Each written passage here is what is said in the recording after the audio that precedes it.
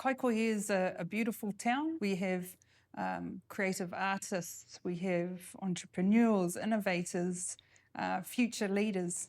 It's a town that's full of mana and resilience. And often the negative headlines that we see in the newspaper doesn't portray the beauty that is Kaikohe. How are your team and how is the community inside that housing complex feeling after this? They're feeling hurt. They're feeling the heaviness of what's occurred. We're feeling scared that something could happen again if the system doesn't change. And the issues we're experiencing here aren't just in Kaikohe, they're across the country.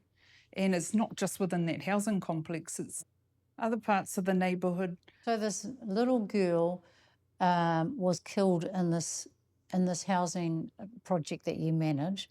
And Shane Jones says it's a wake-up call for those managing those complexes to maintain a level of authority and standards.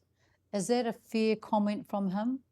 No, it's not. The responsibility is everyone's, basically. And your role is to manage this place? Yes. Just tell me what that involves. So what we get is a list of people from the social housing register, and they're allocated a priority rating. And based on that, we have to place them into our units. I'd say 95% of those tenants are fantastic. Rent's paid on time. Some of them grow beautiful gardens. They look after one another. They're living in safe, warm, secure homes. 5% of them, however, we have persisting challenges associated with managing these complex tenancies.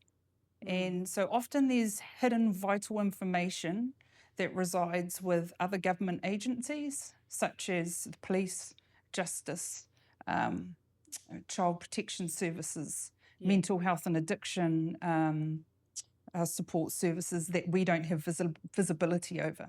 So if someone ends up being a tenant and then the red flags and the neighbours notice, oh heck, this person's got some real issues and we don't feel safe, what is your response? We cannot evict. That's the role of the tenancy tribunal. We will go and approach the tenant to say, a breach has occurred. This is what's happened. Can we offer you any supports? If it's addiction issues, the individual has to want support and help. You can't force someone to enter into rehab or enter into support services. So that's one challenge we have. Another challenge is referring to specialist services that don't exist. Another challenge that's significant for us is that because there's no emergency housing and there's a limited housing supply across all of Te Tai Tokerau, even if you do evict, 8 times out of 10, they're going to re-enter our housing as an emergency housing client. Most of the time, it's not just the tenants, it's their visitors. And when you've got loitering and unruly guests coming all hours of the night, policing that is quite a challenge. And so what practical things do you think would make a difference? Well, for me, some of the short-term solutions I definitely think are going to work is real-time sharing, interagency, sharing of information, especially for high-risk clients.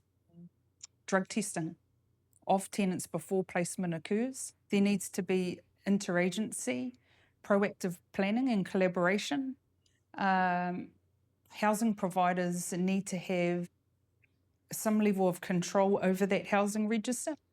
And last but not least, what we're needing in the short term is a safe, anonymous way for people to report their concerns, and not necessarily through government agencies. Or it could be 0800 line, where people can feel safe, where they don't feel they're going to be judged, or that there's going to be no other consequences to them reporting that information.